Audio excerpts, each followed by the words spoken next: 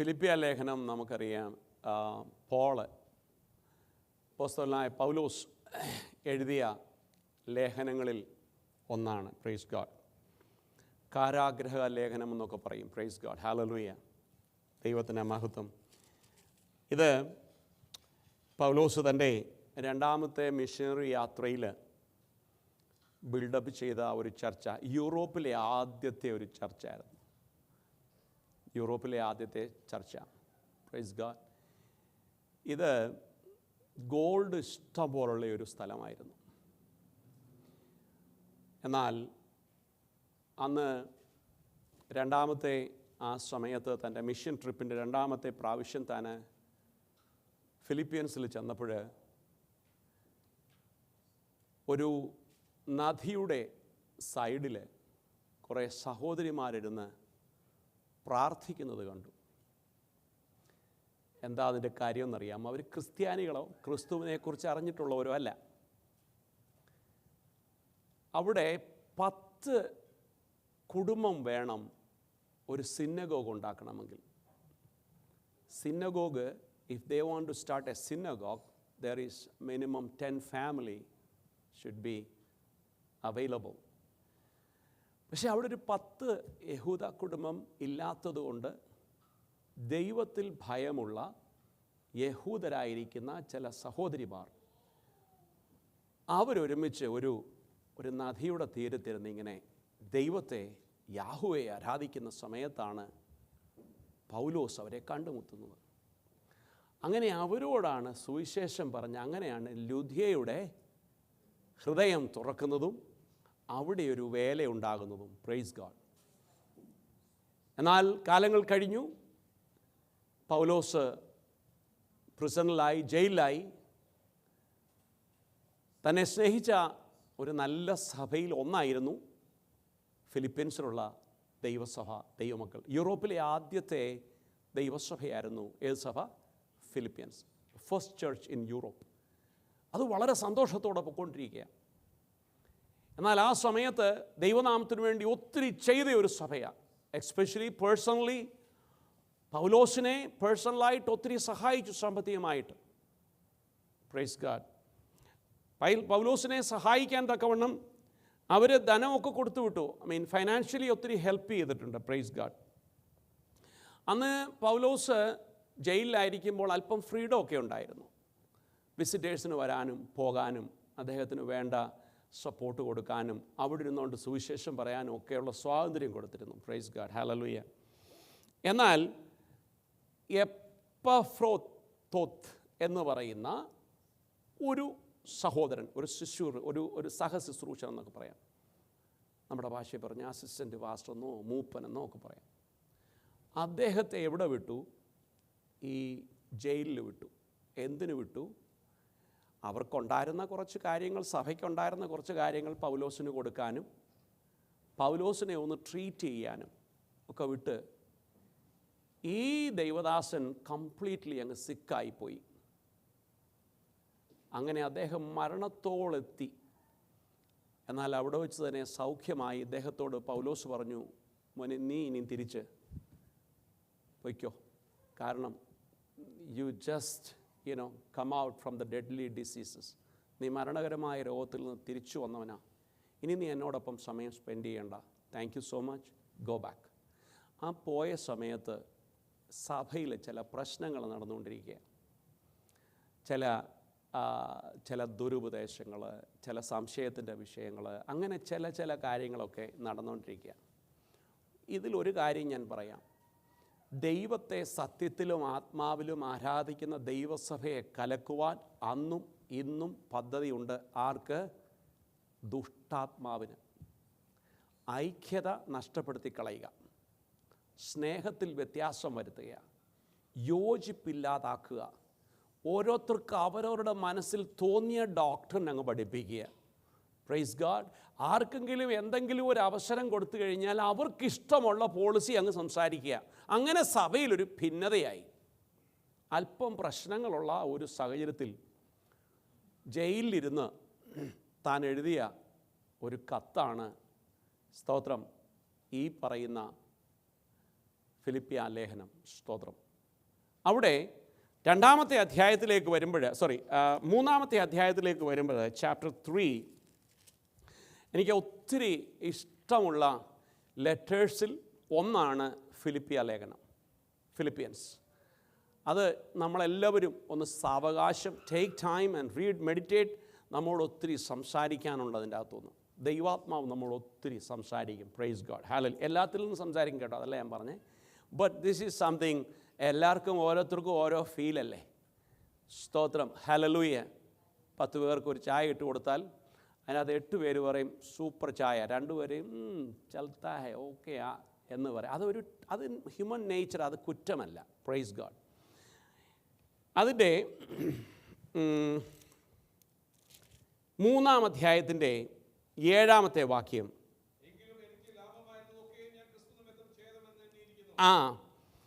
ഒരു great exchange അവിടെ കാണാം, ഒരു വലിയ മാറ്റം.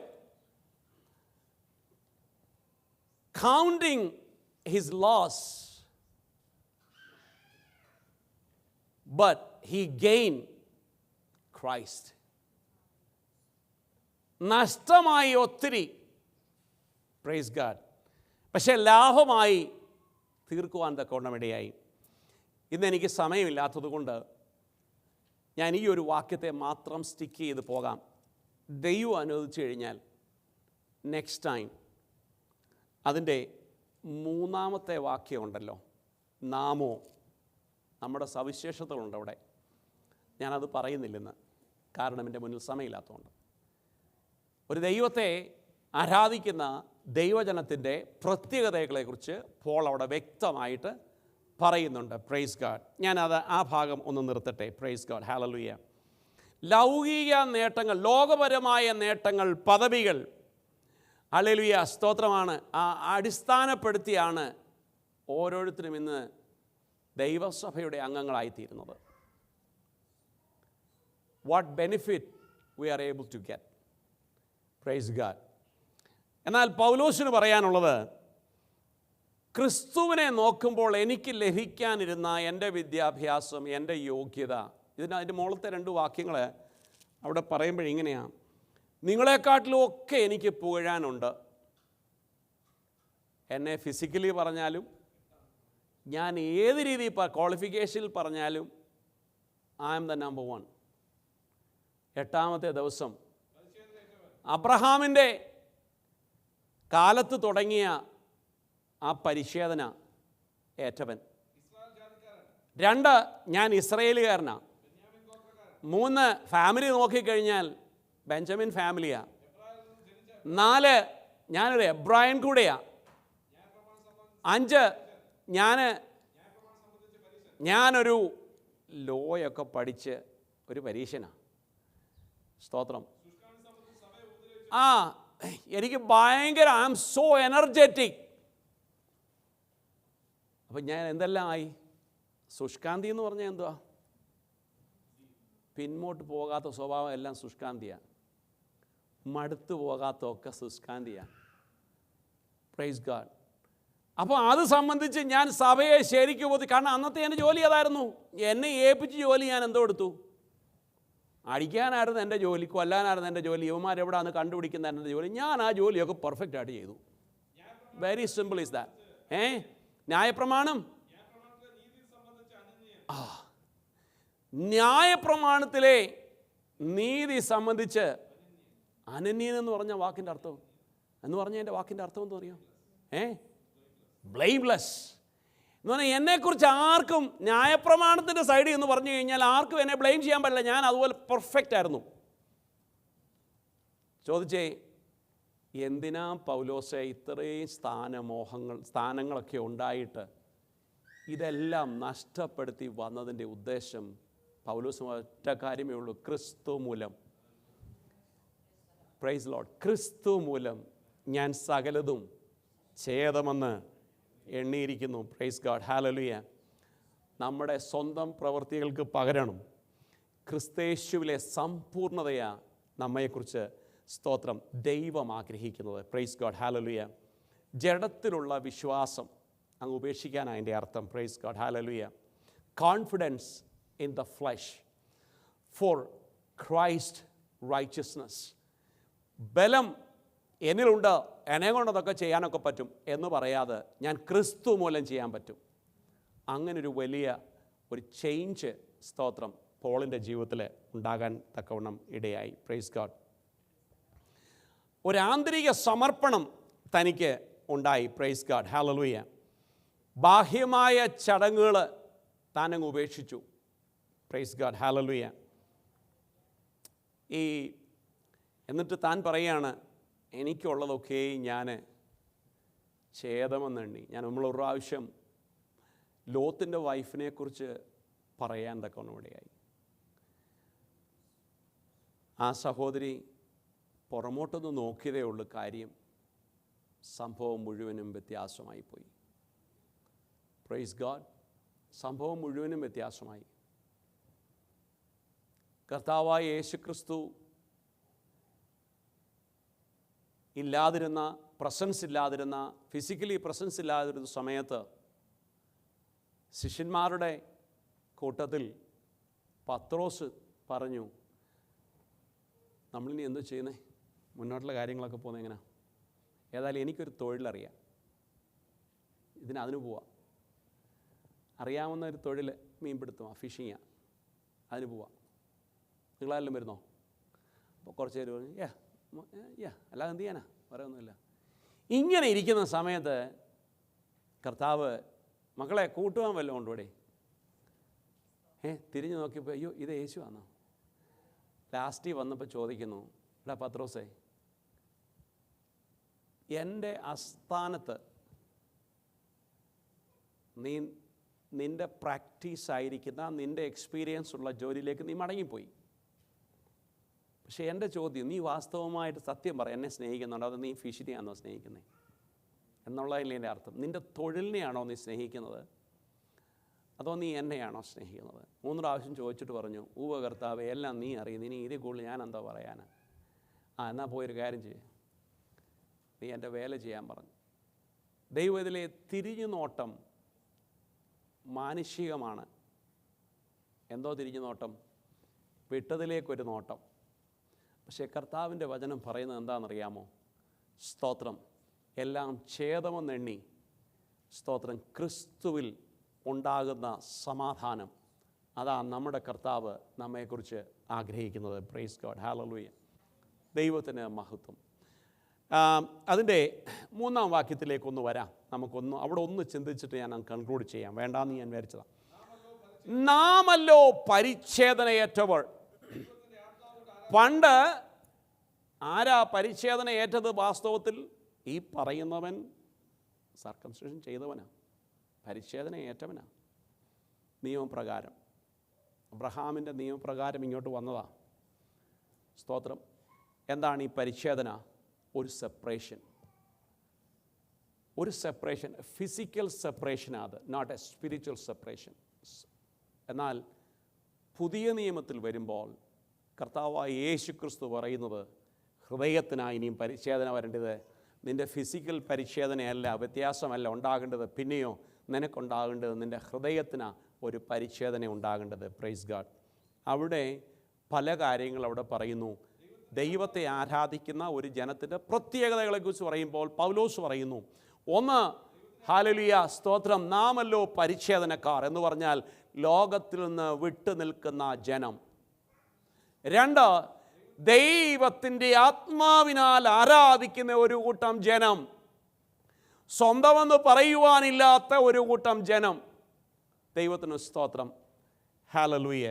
അങ്ങനെയല്ലേ പറയുന്നത്? യെസ്. Praise God. ഈ നാം തന്നെ ആ സഭയോട്, ഫിലിപ്പിയൻ സഭയോട് എഴുതി കൊടുക്കുമ്പോൾ എൻകറേജ് ചെയ്ത് പറയുകയാണ്, സഹോദരന്മാരെ, നമ്മുടെ വിളിയും തിരഞ്ഞെടുപ്പും വളരെ ഓർത്തോണം. നമ്മൾ ആരാന്നറിയാമോ? നാം പരിച്ഛേദനക്കാരാ. നാം ദൈവത്തിൻ്റെ ആത്മാവ് കൊണ്ട് ആരാധിക്കുന്നവരാ. അങ്ങനെയെങ്കിൽ ആരാധനയിൽ എന്തുവാ വേണ്ടിയെന്നറിയാമോ? ആത്മാവിലുള്ള ആരാധന വേണം. ദൈവത്തിന് സ്തോത്രം. ആത്മാവിൽ ആരാധിക്കുന്ന ഒരു കൂട്ടം ജനം ദൈവം ആഗ്രഹിക്കുന്നുണ്ട്. Price God. Hallelujah, hallelujah. എന്താണ് സ്പിരിച്വൽ അല്ലെങ്കിൽ വർഷിപ്പ് ബൈ ദ സ്പിരിറ്റ്, ആത്മാവിലുള്ള ആരാധന എന്താണ്? Praise God. ഒരാന്തരിക സമർപ്പണം, ബാഹ്യമായ ചടങ്ങുകളും ആചാരങ്ങൾക്കും അപ്പുറമായിട്ട് സ്തോത്രം ഹൃദയത്തിൻ്റെ ആഴത്തിൽ നിന്നുള്ള സ്തോത്രം യഥാർത്ഥ സ്നേഹവും ദൈവത്തോടുള്ള ബഹുമാനവും സമർപ്പണവുമാണ് ആത്മാവിലുള്ള ആരാധനയുടെ പ്രത്യേകത. പഠിച്ചത് പാടുന്നതല്ല. എൻ്റെ ഫാദർ ഇങ്ങനായിരുന്നു, എൻ്റെ മദർ ഇങ്ങനായിരുന്നു. സ്തോത്രം, അതൊരു ട്രഡീഷനലാണ്, പാരമ്പര്യമായിട്ട് നാം ചെയ്തു വരുന്നതാണ്. പക്ഷേ കർത്താവിൻ്റെ വചനം പറയുന്നു, നിനക്ക് ഉയരത്തിൽ നിന്ന് പ്രാപിക്കുന്ന ഒന്ന് വേണം. ഹല്ലേലൂയ. നിനക്ക് ഉയരത്തിൽ നിന്ന് പ്രാപിക്കുന്ന ഒന്ന് വേണം. അതുകൊണ്ട് ഒരാന്തരിക സമർപ്പണം ആത്മീയ ആരാധനയിൽ, ദൈവത്തെ ആത്മാവിൽ ആരാധിക്കുന്ന ആരാധനാ സ്ഥലങ്ങളിലും വ്യക്തികളിലും ഉണ്ടാകണമെന്ന് പൗലോസ് സ്ഥിരമായി പറയുന്നു. ഹല്ലേലൂയ, സ്തോത്രം. അത് കഴിഞ്ഞിട്ട് പറയുന്നു, സ്ഥല പരിമിതികൾ ഇല്ലാതെ ആരാധിക്കുന്ന ഒരു ആരാധന, അത് ആത്മാവിലുള്ള ആരാധനയാണ്. Praise God, hallelujah. ഒരു പ്രത്യേക സ്ഥലത്ത് കൂടിയാലേ എന്ന് പറഞ്ഞാൽ എന്തുവാ? ഇന്ന കളർ വേണം. ഇപ്പോൾ എല്ലാ സഭകളിലും അതിനൊക്കെ സൊല്യൂഷൻസ് ഒത്തിരി ഉണ്ട്. ഞാനതൊന്നും പറഞ്ഞു പോയാൽ എൻ്റെ വിഷയത്തിലൊന്നും ഞാൻ എത്തില്ല. പക്ഷെ പറയാതിരിക്കാനും പറ്റില്ല. ഇന്ന് നിങ്ങൾ ഓൾമോസ്റ്റ് സഭകളിൽ പോയിക്കോ, അവിടെ ഈ ഭാഗങ്ങൾ മുഴുവനും കറുത്ത പെയിൻറ്റ് മാത്രം അടിച്ച് നിൽക്കുന്നവരെ കാണണമെങ്കിൽ അവനെ മാത്രം ഫോക്കസ് ചെയ്യുന്ന, ചോദിക്കും പറയാതെ ലൈവിന് വേണ്ടിയുള്ളതാണ്. ബാക്ക്ഗ്രൗണ്ട് ഡാർക്കാണെങ്കിലേ ലൈവ് കിട്ടത്തുള്ളൂ. ദൈവമക്കളെ, പറയാൻ ഒത്തിരി എക്സ്ക്യൂസസ് ഉണ്ട്. പക്ഷെ നാം പോലും അറിയാതെ നമ്മെ ട്രാക്ക് ചെയ്ത് കൊണ്ടുപോകുന്ന ഒരു അന്ധകാര ശക്തി ഉണ്ടെന്ന് മറക്കരുത്. ഞാനിതിനൊന്നും എതിരോ അനുകൂലമോ ഒന്നുമല്ല. ഇന്നത്തെ പല പള്ളികളുടെ അല്ലെങ്കിൽ ആരാധനകളുടെ ഡെക്കറേഷൻ്റെ സ്ഥലത്തിൽ ഒന്നാണ് സകല സ്ഥലങ്ങളും ബ്ലാക്ക് കളർ കൊണ്ട്, കറുത്ത പെയിൻറ്റ് കൊണ്ട് അടിക്കുക മുഴുവനും. എന്നോട് ഞാൻ ചോദിക്കുന്നത്, അതെന്തൊരാത്മാവാ? ഇരുട്ട്, അതല്ലേ എൻ്റെ അർത്ഥം? ഒരു ഇരുട്ട് വേണം ആ ഭാഗം. ദൈവപൈതലേ, ഞാനതിലേക്ക് കടക്കുന്നില്ല, പോട്ടെ. കാരണം പറഞ്ഞാൽ പറയും പാസ്റ്റർ ന്യൂജൻ അല്ലാത്തതുകൊണ്ടാണ് അത് പറഞ്ഞാൽ മനസ്സിലാകാത്തത്. പരിശുദ്ധാത്മാവിന് ന്യൂജനും ഓൾഡ് ജനും ഇല്ലെന്നുള്ള കാര്യം ആദ്യം മനസ്സിലാക്കണം. പരിശുദ്ധാത്മാവ്, ഞാൻ ചോദിക്കട്ടെ, പരിശുദ്ധാത്മാവ് പണ്ട് 2000 വർഷങ്ങൾക്ക് മുമ്പ് ഇറങ്ങിയ പരിശുദ്ധാത്മാവും ഇപ്പോഴത്തെ പരിശുദ്ധാത്മാവും തമ്മിലുള്ള വ്യത്യാസം വല്ലതും ഉണ്ടോ? ഒന്ന് ബ്ലാക്ക്, ഒന്ന് ഒരുമാതിരി ഗ്രേ കളറും പിന്നെ വേറെ വൈറ്റും, അങ്ങനെ ഉണ്ടോ? ഒന്നുമില്ല. അന്നത്തെ ആത്മാവാണ് ഇന്നത്തെ ആത്മാവ്. ദൈവത്തിന് മഹത്വം. ദൈവവേദലേ, നാം ദൈവത്തെ ആരാധിക്കുന്നതിന് പ്രത്യേകമായ ഡിസൈൻ ഒന്നും ചെയ്യേണ്ട. കർത്താവിൻ്റെ വചനത്തിൽ അങ്ങനെ പറയുന്നില്ല. പ്രത്യേകമായ ഡിസൈൻ ഒന്നും ചെയ്ത് ദൈവത്തെ ആരാധിക്കുവാൻ ദൈവം ആഗ്രഹിക്കുന്നില്ല. Praise God. സ്ഥല പരിമിതികൾ ഇല്ലാതെ ആത്മാവുമായിട്ട് ബന്ധപ്പെടാൻ ഒരു പ്രത്യേക കളറൊന്നും വേണ്ട കേട്ടോ. Praise God, hallelujah. അടുത്തത് പരിശുദ്ധാത്മാവിൻ്റെ നയിപ്പ്, lead by the holy spirit. സ്വയം യുക്തിയിലോ ബുദ്ധിയിലോ താത്പര്യത്തിലോ അല്ല, പിന്നെയോ സ്തോത്രം വിശ്വാസികളുടെ ദൈവമക്കളുടെ ഉള്ളിൽ വസിക്കുന്ന ആത്മാവ് ദൈവവുമായിട്ട് തന്നെ ഒരു കണക്ഷൻ ഉണ്ടാവും. അതാണ് ആത്മാവിലുള്ള ആരാധന. Praise God. നാം ഫ്ലൈറ്റിലൊക്കെ പോയിട്ട് നാം ഏതെങ്കിലും സ്ഥലത്ത് ഇറങ്ങുമ്പോൾ, ഫ്ലൈറ്റിൽ പോകുമ്പോൾ നമുക്ക് സിഗ്നൽ കിട്ടാറില്ല. അത് നിങ്ങൾ ഏത് കാരിയറാണോ യൂസ് ചെയ്യുന്നത്, T-Mobile ആകട്ടെ, AT&T ആകട്ടെ, വെറൈസൺ ആകട്ടെ, whatever, ഫ്ലൈറ്റിലിരിക്കുമ്പോൾ നമുക്ക് ആ ഒരു ഇതുമായിട്ട് എന്തുവാ, ആ സ്റ്റേഷനുമായിട്ട് അല്ലെങ്കിൽ ആ ടവറുമായിട്ടൊരു ബന്ധമില്ല. എന്നാൽ നാം അപ്പോൾ ഈ ഡിവൈസിൽ ഓൾറെഡി ഉണ്ട്. വെറൈസൺ ആണെങ്കിൽ വെറൈസൻ്റേതായ ചിപ്പ് അതിലുണ്ട്. T-Mobileോ AT&Tയോ അങ്ങനെ ഏതെങ്കിലും ഉപയോഗിച്ചോ അതിലെല്ലാം അതിനെ കണക്ട് ആ ടവറുമായിട്ട് കണക്ട് ചെയ്യുന്ന ഒരു ചിപ്പുണ്ട്. അപ്പോൾ നാം വേറൊരു തലത്തിലായിരിക്കുമ്പോൾ ആ ചിപ്പ് വർക്ക് ചെയ്യില്ല. പക്ഷേ നാം ഇറങ്ങേണ്ട സ്ഥലത്തിൽ ലാൻഡ് ചെയ്യുമ്പോൾ ആ ചിപ്പ് ഓട്ടോമാറ്റിക്കലി കണ്ടിട്ടില്ലേ നമ്മുടെ ബാർ കൂടി വരുന്നത്? Praise God. അതോ നമ്മളിങ്ങനെ പ്രത്യേകിച്ച് ബാർ കൂട്ടാൻ വല്ലതും ചെയ്യുമോ? ഇല്ല, അത് ഓട്ടോമാറ്റിക്കായിട്ട് ആ ബാർ കൂടിയിരിക്കും. എന്താണെന്നറിയാമോ? അതിൻ്റെ ഉള്ളിലിരിക്കുന്ന ചിപ്പ് ആ ടവറുമായിട്ട് ഓട്ടോമാറ്റിക്കലി ഒരു കണക്ഷൻ ഉണ്ട്. അങ്ങനെയാണ് ഒരു ദൈവം ഇതിൽ ആരാധനയിൽ വരുമ്പോൾ പറഞ്ഞിട്ടല്ല ആരാധിക്കേണ്ടത്. അവനിലുള്ള ചിപ്പ്, ഹല്ലേലൂയ, ഈ ടവറുമായിട്ട് ഇമ്മീഡിയറ്റ്ലി ഒരു ബന്ധമാണ്. അതിന് പ്രത്യേക ട്യൂണ് വേണ്ട, അതിന് പ്രത്യേക പാട്ട് വേണ്ട, അതിന് പ്രത്യേകമായ രീതിയിലുള്ള മ്യൂസിക് വേണ്ട, പ്രത്യേക ലൈറ്റ് വേണ്ട, പ്രത്യേക ബാക്ക്ഗ്രൗണ്ട് വേണ്ട, പ്രത്യേക ഒരു സിസ്റ്റവും വേണ്ട. ആ ടവർ നീയുമായിട്ട് കണക്റ്റ് ആകണമെങ്കിൽ നിന്നിൽ ചിപ്പില്ലാതെ പോയതാ കാര്യം. പിന്നിരുന്നങ്ങ് പുഹയ്ക്കുക. എല്ലാവരും അങ്ങോട്ട് നോക്കി പറഞ്ഞാട്ടെ, ചിരിച്ചാട്ടെ, കൈ കൊടുത്താട്ടെ, ഹല്ലേലൂയ പറഞ്ഞാട്ടെ, ഗോഡ് ലവ് യു എന്ന് പറഞ്ഞാട്ടെ. I don't know what is that. ഞാൻ അതിനൊന്നും അനുകൂലിക്കുന്നവനല്ല. Price God, hallelujah. ഞാൻ എൻ്റെ വാക്കുകളെ നിർത്തുക. ദൈവത്തിന് സ്തോത്രം. ഒരു മാതാവിനെ ഒരു പൈതൽ ജനിച്ചു കഴിഞ്ഞിട്ട് ആരാ ഫാദറിനെ ഇൻട്രൊഡ്യൂസ് ചെയ്യുന്നറിയാം? മനസ്സിലായി പറഞ്ഞേ? ഒരു പൈതൽ ജനിച്ചു കഴിഞ്ഞിട്ട് ഫാദറിനെ ഇൻട്രൊഡ്യൂസ് ചെയ്യുന്നത് ആരൊക്കെയായിരിക്കും? ഒന്ന്, ആ കുഞ്ഞിനെ പ്രസവിച്ച അമ്മ. മോന, ഡാഡ, നിൻ്റെ ഡാഡയാടാ ഇത്. Praise God. ഇല്ലെങ്കിൽ അടുത്ത് നിൽക്കുന്ന ആൻറ്റിയോ അങ്കിളോ അപ്പച്ചനോ പറയും, hey baby, that is your dada. Who is your dada? He's your dada. ഒരു ഇൻട്രൊഡക്ഷനാണ്.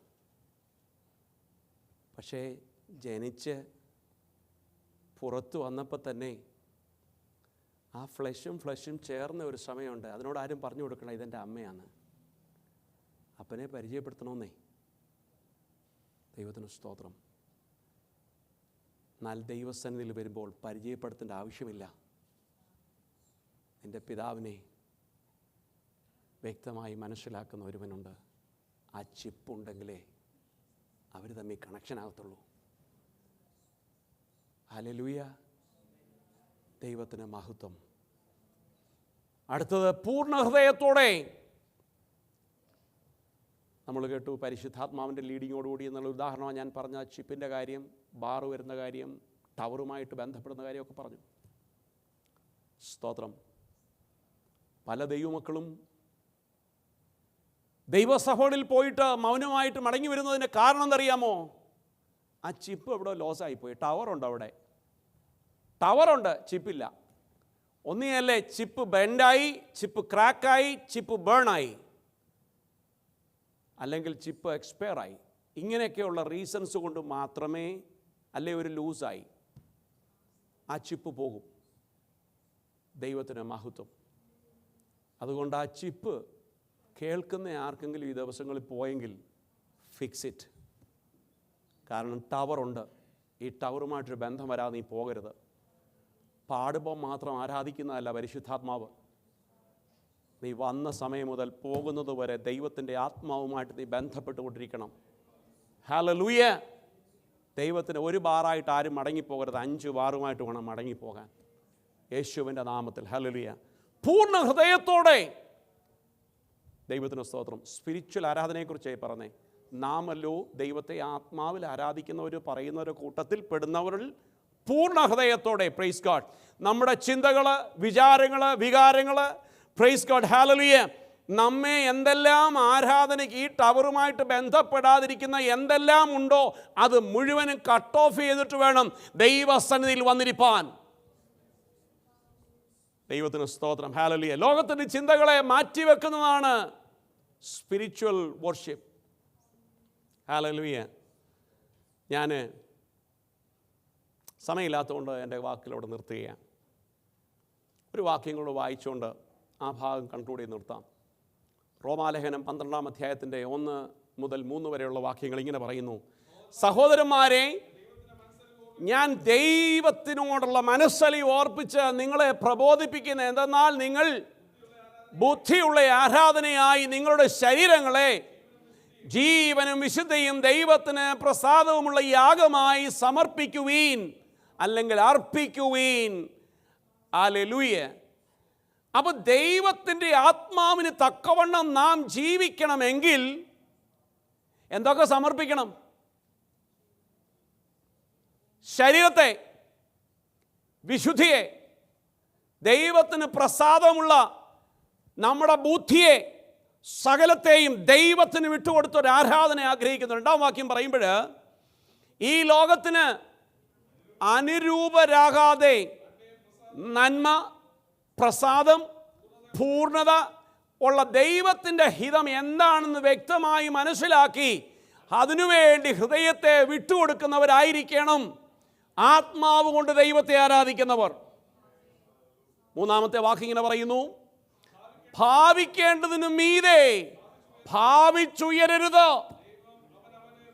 Praise God. ഭാവിക്കേണ്ടതിന് മീതെ ഭാവിക്കരുത്. അതിന് നിഗളമെന്നാണ് പറയുന്നത്. പ്രൈഡ്. വേദപുസ്തകവും ദൈവവും പുത്രനും പരിശുദ്ധാത്മാവും വെറുക്കുന്ന ഏറ്റവും ഒരു വിഷയത്തിൽ ഒന്നാണ് പ്രൈഡ്, അഹങ്കാരം. എനിക്കെല്ലാം അറിയാം. I know what he is going to preach. I know what he is going to talk. I know to whom. ആർക്കിട്ടാണെന്നും എവിടിട്ടാണെന്നും ഒക്കെ എനിക്ക് നല്ലപോലെ അറിയാം. ഞാൻ വെറും പൊട്ടനാണെന്നൊന്നും വിചാരിക്കരുത്. ദൈവത്തിലെ നാം ദൈവസനിൽ പൊട്ടനാണെങ്കിൽ നിന്നെ മാനിക്കുന്നവരും എൻ്റെ മുന്നിലാണ് നാം ആയിരിക്കുന്നത്. ഈ ദൈവസന്നിധിയിൽ ജ്ഞാനിയാവണ്ട, ദൈവസന്നിധിയിൽ പൊട്ടനായിരിക്കണം. ദൈവത്തിന് മഹത്വം, സ്തോത്രം. ഭാവിക്കേണ്ടതിന് മീതെ ഭാവിക്കാതെ ദൈവം അവനവന് കൊടുത്തിരിക്കുന്നതിന് തക്കവണ്ണം സുബോധമുള്ളവരായിരിക്കണം. എന്നിട്ട് ദൈവത്തിന് മഹത്വം. ഈ വാക്കുകളാൽ ദൈവം നമ്മെ അനുഗ്രഹിക്കട്ടെ.